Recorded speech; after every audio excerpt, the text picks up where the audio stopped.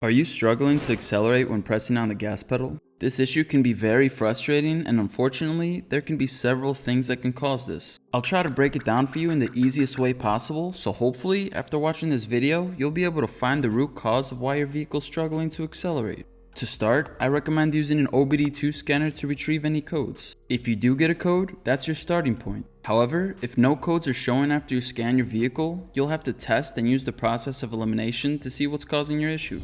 The first and easiest thing to identify is to check your air filter. If you notice a lot of debris and dust in the filter, it can restrict the air from getting into the engine. This could cause your vehicle to have sluggish acceleration. Now, replacing the air filter is very easy. If you want to learn how to replace your air filter, I'll leave a link to the video in the description below.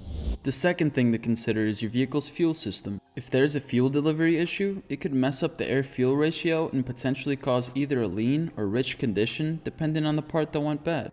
Here's a list of parts from the easiest to hardest to diagnose.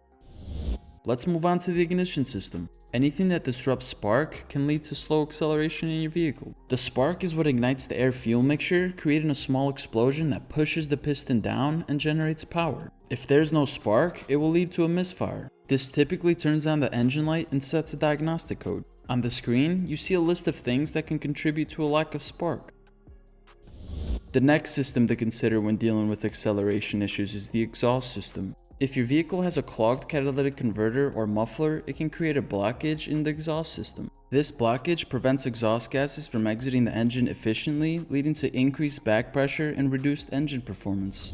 The next thing on our list is sensor functionality. Here's a list of the most common sensors that can cause sluggish acceleration in your car. If these sensors are faulty, they can send incorrect data to the ECM, leading to poor acceleration. Damaged sensor wires or connectors can also contribute to this problem. Now typically, if the sensors go bad, the ECM will throw an engine code, so it will be easier to narrow down the problem. However, if you suspect one of these sensors is faulty and there's no engine light turned on, you can try using live data on your OBD2 scanner. Seeing the sensors work in real time can help you identify which one is faulty. You can check out my OBD2 guide video in the description below where I show how to access live data.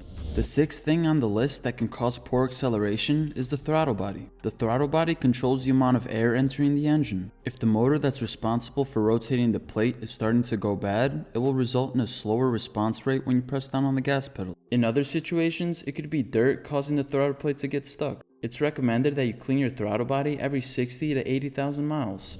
Let's move on to the compression issues. Worn piston rings, damaged cylinder walls, leaking valves, a torn head gasket, or a slipped timing belt can all lead to decreased engine compression and efficiency, which causes poor acceleration. These components are all vital for the engine's proper operation. The next thing on the list are bad valves. A stuck-open EGR valve will continuously add exhaust gases back into the combustion chamber. These gases will take up space, limiting the amount of air that enters for optimal engine performance. Also, if the purge valve is stuck open, it's going to disrupt the air-fuel mixture, creating more fuel than air in the combustion process. That's exactly why you may notice your car feeling more sluggish than usual. The next thing to consider is a vacuum leak. Here's a list of things where the vacuum leak can occur. If your car is experiencing a vacuum leak, it can cause unmetered air to enter the engine. This will cause a lean condition, which will mess up your engine's performance, leading to hesitation when pressing down on the gas pedal. Another thing that can cause acceleration issues is a faulty turbocharger. The turbocharger is responsible for bringing more air into the engine to mix with more fuel to create more power. If it fails, it won't be able to bring in more air, therefore the ECM won't be able to command more fuel. This will cause a lack of power or sluggish acceleration.